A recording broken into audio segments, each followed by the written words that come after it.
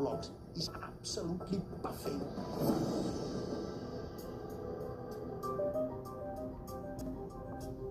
In Danville, Illinois, toolmaker Chris Dunn uses measurements taken at Pumapunku to create a 1/8 scale model of an H-block to better understand how they may have originally fit together. So you actually went to Pumapunku to measure the H-blocks.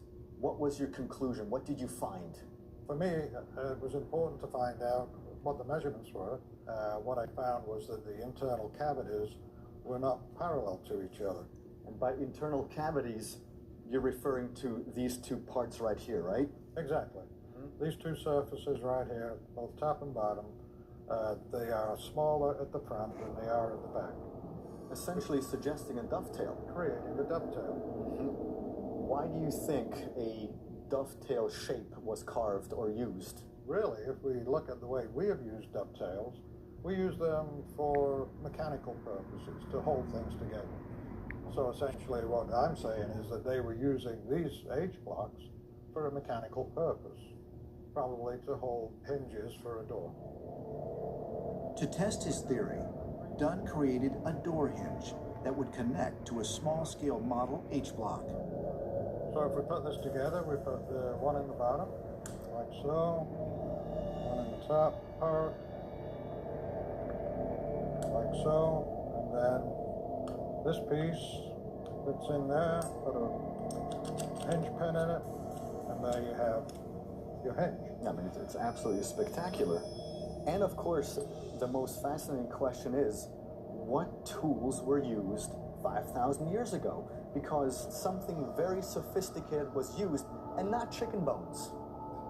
Not chicken bones, not copper chisels, not stone chisels. The tools that were used to create these blocks at Pumapunku do not exist in the archaeological record.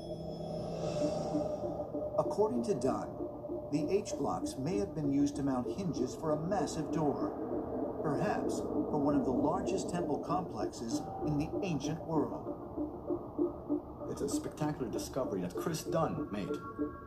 This lends a whole new meaning to the H-blocks at Pumapunku because possibly they held something in place. The question is, what? But Dunn's theory on the purpose of the H-blocks is only one of several recent hypotheses concerning the complex engineering found at Pumapunku. These had a purpose. Model maker Paul Francis from Dandridge, Tennessee, offers another theory. So you've recreated these H-blocks that we can find at Pumapunku, and you came up with a very interesting idea where you put these blocks together, creating what looks like to be some type of a track. So tell me more about what went on in your mind. When I saw these laid out on the table, I thought it basically looks like some of the World War II launch ramps that the Germans used in testing rocket-propelled airplanes. When I saw this, the light bulb went off in my head, and I said, yeah, with some wooden skids, this would make a perfect launching platform for ancient spacecraft. So the skid would travel down the H-blocks, and eventually at the end, this would fall off, and of course the airplane would continue to go on. And this is what I envision an airplane looking like. And this plane, it has an intake, it has your control panels, your control surfaces, and basically, I mean, this thing is ready to go into outer space. You know, I mean, this just looks badass. I mean, it looks really unbelievable because you've basically taken an object that was created by an ancient artisan and turned into something from a modern day perspective as it relates to space travel, or at least aviation. The concept for the ancient spacecraft is based on gold jewelry found in tombs near Bogota, Colombia. After careful analysis and modern testing of reproductions of the gold object, ancient astronaut theorists suggest such artifacts nearly 1,500 years old, are proof of modern aerodynamic capabilities in the ancient past. You know, when these original sculptures were produced, they're doing a literal interpretation of what they saw. I have to take that interpretation and I have to make it into something that would actually work as a machine. So in doing so, we've added a cockpit, which the original model does not have.